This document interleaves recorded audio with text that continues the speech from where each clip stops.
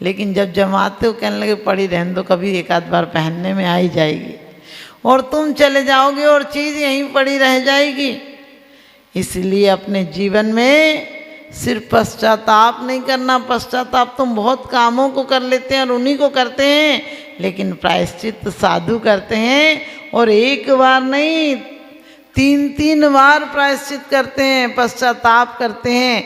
सुबह और शाम प्रतिक्रमण करते हैं, और दिन में ईर्ष्यापत करते हैं कि कभी आहार में भी गए हों, ऊपर देखने में, नीचे देखने में, चलने में, फिरने में, खांसने में, बोलने में, चीखने में, किसी भी प्रकार से सूक्ष्म जीवों का भी घात हुआ हो तो क्या प्रतिज्ञा करते हैं कि मेरे से द्वारा घात नहीं होता तो है ही, क्योंकि हम श्वास भी लेते हैं तो उसमें भी जीवों का घात हो रहा है, सूक्ष्म जीवों का।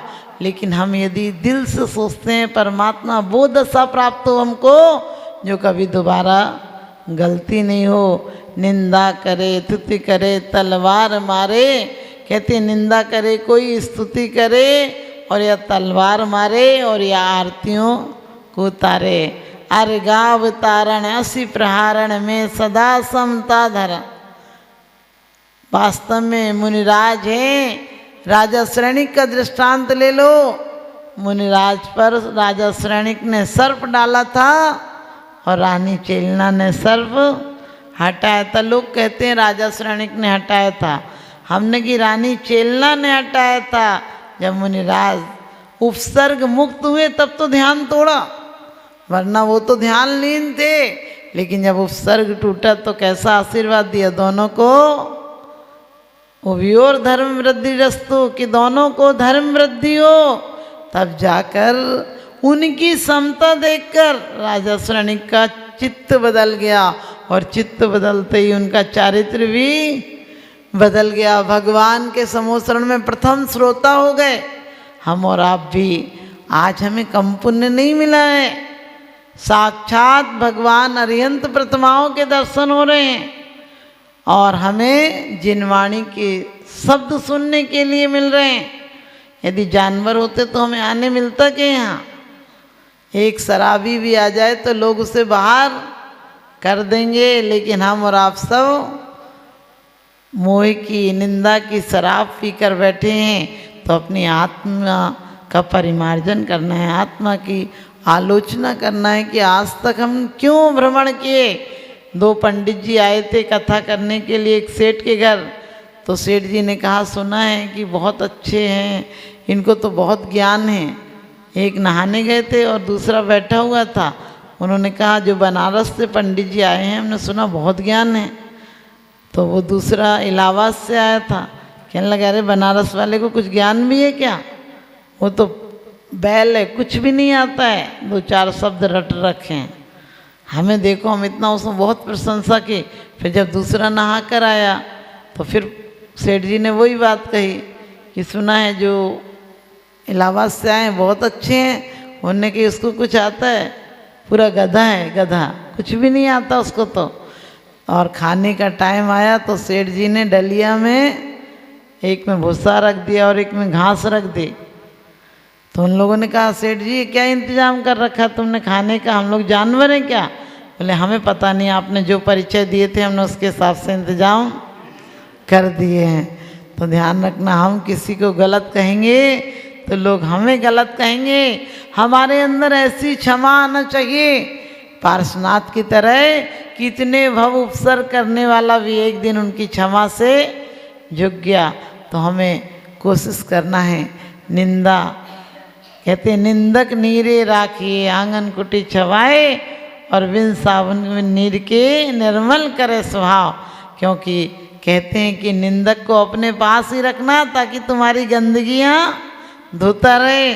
कोई तुम्हारी निंदा कर दे तो कहना बहुत अच्छा, आपने मेरे लिए इतना ध्यान तो दिया, वरना कौन देता है इस ज़माने में। और आप ऐसे ही ध्यान दिया करो, यदि गलती होगी तो सुधार लूँगा, नहीं तो और धन्यवाद तुम्हें कि तुमने इतना समय दिया। देखना दूसरी बार तुम्हारी कोई निंदा ही नहीं करेगा, सोचेगा हमने तो इसलिए की थी कि ये लड़ते गुस्सा होते, इन्हें तो और आनंद आ रहा है। हमें धीरे धीरे कोशिश करना चाहिए। घर में कोई हमसे जय जिनेंद्र नहीं करता है, कहने लगे आज उसने जय जी ने नहीं करी, मैं करूँगी क्या बड़ी होके। अरे अपन कर लो, सामने वाले ने नहीं की तो अपन कर लो। एक बार मैंने एक बहू से कहा अपनी सास के पैर दावा कर, तो बोली माता जी पैर दाबूंगी तो उनकी आदत बिगड़ जाएगी। मैंने कि क्यों? कहने लगे फिर उनको रोज़ रोज़ की आदत पड़ जाएगी। मैंने कि बिगड़ी होगी सास तो सुधर जाएगी, क्योंकि जब तू पैर दावेगी तो उसे एक बार तो कहना ही पड़ेगा रहने दे बेटा, या कुछ तो कहेगी। इसलिए कोशिश करो, जो घड़ा अकड़ा औंधा रहता है उस पर एक बूंद पानी नहीं आता है, और जो घड़ा झुकता है उसमें पानी भर जाता है। हमारे चित्त के घड़े को भी हम झुका के रखेंगे, अकड़ा नहीं रखेंगे। निंदक व्यक्ति हमेशा अभिमानी होता है, निंदक व्यक्ति हमेशा नीचा होता है और नीचे ही जाता है। नीचों को निंदा का भाव आता है, इसलिए हम उच्च गोत्र का प्रकृति का बंद करके आए हैं। हमने पर की प्रशंसा की होगी, इसलिए आज हमें और आपको उच्च गोत्र का बंध हुआ है। अब इसे नीच गोत्र में नहीं ले जाना है। तो आप सब भी हमें उच्च गोत्र का ऐसा बंध हो, क्योंकि वैसे प्रकृतियाँ एक पुण्य प्रकृति ऐसी है जो तीर्थंकर प्रकृति है। तो हम 8 गुणों को पालन करेंगे, सम्यक दर्शन के 8 गुणों का पालन करेंगे, और निंदा गर्हा आलोचना के द्वारा पापों का प्रायश्चित करेंगे। जैसा कि सामायिक पाठ में कहा है कि गर्हा बिल्कुल ग्लानि होना, एक एक बात स्पष्ट कह देना कि नहीं मेरी असावधानी रही। आप लोग ध्यान रखना, हम जरा सी असावधानियों से कितना बड़ा घात हो जाता है, हमें भी समय का पता नहीं चलता है। 1 घंटे का मूल्य उससे पूछो जो पेपर में थोड़ी से लेट पहुंचा है। 1 मिनट का मूल्य उससे पूछो जो ट्रेन सामने थी और निकल गई है। हमारे जीवन के एक क्षण का मूल्य भी हमें उस समय एहसास होगा जब हमारी जीवन की गाड़ी भी निकल जाएगी। हमें इतनी सांसें मिली हैं और बिल्कुल निराश होने की ज़रूरत नहीं है। आप घर में रहते हुए भी सिर्फ ये भाव आ जाए कि भगवान हम तो जानबूझ के किसी की निंदा नहीं करेंगे, करना होगी तो अपनी निंदा करेंगे, और अपनी निंदा करेंगे तो उच्च गोत्र का बंध होगा। लेकिन कार्य ऐसे नहीं करेंगे, ध्यान रखना। नहीं तो तुम रोज़ आलोचना पाठ पढ़ लेती हो, रोज़ वही काम कर लेती हो। आप लोग बोलते हैं जिनकी निर्वृत्ति काजा, तुम शरण लगी जिन राजा। एक भी निर्वृत्ति होती है क्या? निर्वृत्ति कम से कम तन से नहीं कर सकते हो आप घर में, लेकिन मन से भी पाप विमुक्त हो जाएं। हमें ऐसी पद्धति अपनाना चाहिए तो आप सबके जीवन में भी प्रशंसा आए। एक राक्षस से लोग, वो राक्षस पूछता था मैं कैसा हूँ, वो राक्षस तो राक्षस था, मार देता था लोगों को। तो लोग गालियाँ देते थे, तुम बुरे हो, तुम ऐसे हो, तुम बेकार हो, तुम प्राण ले लेते हो। एक बार बुद्ध उधर से निकले तो लोगों ने कहा तुम मत जाना उधर, वो मार देगा। अंगुलीमाल के वन में तो कहते हैं वो गए और वो उन्होंने एक ही बात कही, बोले तुम कैसे हो? बोले कोई बात नहीं, आप तो बहुत अच्छे हो। और अच्छे कहे तो उसने जीवन दान ही दे दिया। आप भी किसी को कहते हो आप बहुत अच्छे हो, तो सामने वाला भी कहता है आप भी तो अच्छे हो। इसलिए अच्छाई लेना है तो अच्छाई, क्योंकि कहते हैं अब जीवन में सुख शांति तो है नहीं। दोस्त के बदले में दगा देते हैं, दोस्ती के बदले में दगा देते हैं, प्यार के बदले में सजा देते हैं।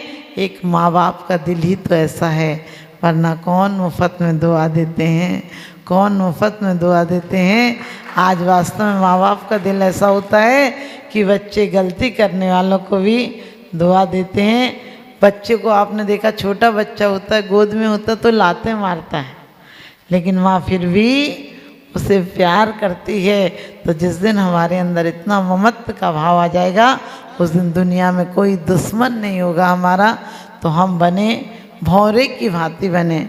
आचार्य ने कहा भौरे की भांति जीवन साधुओं के लिए कहा। भ्रामरी वृत्ति यानी भौरा फूलों पर बैठता है लेकिन कष्ट नहीं देता है।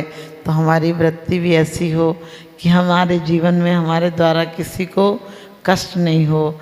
हम जीवन में जिएं तो बिल्कुल ऐसे जिएं, आराम से जिएं, हमारी किसी वृत्ति के द्वारा किसी को तकलीफ़ ना हो। इन्हीं शुभ भावनाओं के साथ आप सबको बहुत बहुत आशीर्वाद, और अपने जीवन में अच्छे काम करना, ताकि आपका नाम और अपनी समाज को भी एक सूत्र में लेकर चलना। ध्यान रखना, हम दूसरे समाजों की तारीफ करते हैं, सोपकाराय तद्देहस्य अपकारिकम यद्देहस्योपकाराय तज्जीवस्य अपकारिकम, कि जो चीज़ें, जो वस्तुएं, जो पदार्थ, जो व्यक्ति देह का उपकार करते हैं वही आत्मा का अपकार करते हैं, और जो आत्मा का उपकार करते हैं वो देह का अपकार करते हैं, और जो देह का उपकार करते हैं वो आत्मा का अपकार करते हैं।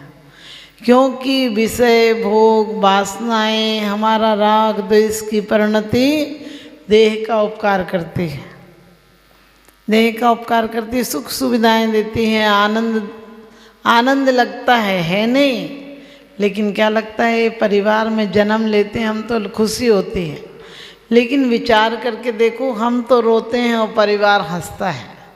इन्हें शुरू दिन से हम पर वार करता है। ये धोखे की दुनिया है। हम जिंदगी चाहते हैं, मौत मिलती है, संपत्ति चाहते हैं, आपत्ति मिलती है, और सम्मान चाहते हैं, अपमान मिलता है। आप कहेंगे हमको तो नहीं मिलता है, तो आपने ज़िंदगी भर सम्मान के सामान जुटाए, आखिरी में बांध बांध के निकाले जाओगे।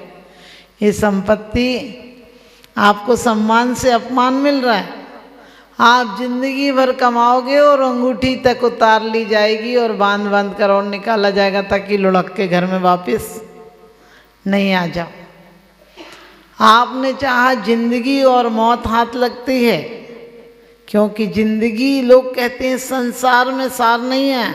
इसी संसार में कुछ विवेकी लोग ऐसे हुए हैं, कुछ आत्माएं ऐसी विवेक को प्राप्त हुई हैं जिनने सिर्फ पढ़ा नहीं है, बोला नहीं है, अपने जीवन में उतारा है, और उन्होंने जीवन में उतारने के कारण भव के पार उतर गए वो लोग।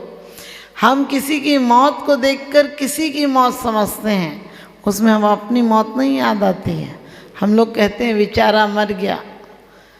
एक युवक मर गया तो लोग कह रहे थे बहुत बुरा हुआ, युवक मर गया। उसके पिताजी भी कह रहे थे कि कैसे मर गया, समझ में नहीं आ रही। मैंने कहा आप इतने साल बचे हो, एक आपको समझ में आ रही? अरे आदमी, दुनिया में दौलत मिले, धन मिले, परिवार मिले, पैसा मिले, सब अनिश्चित है, मिले और नहीं मिले, लेकिन मौत सबको मिलती है। और मौत नहीं मिले तो सबसे ज़्यादा अचंभा होता है कि मौत कैसे नहीं मिली। कई बार लोग अभी तक जिंदा है, वो अभी तक जिंदा है। आप सच बताना, 105-6 साल के हो जाएं तो लोग कहते हैं अभी तक हैं क्या वो?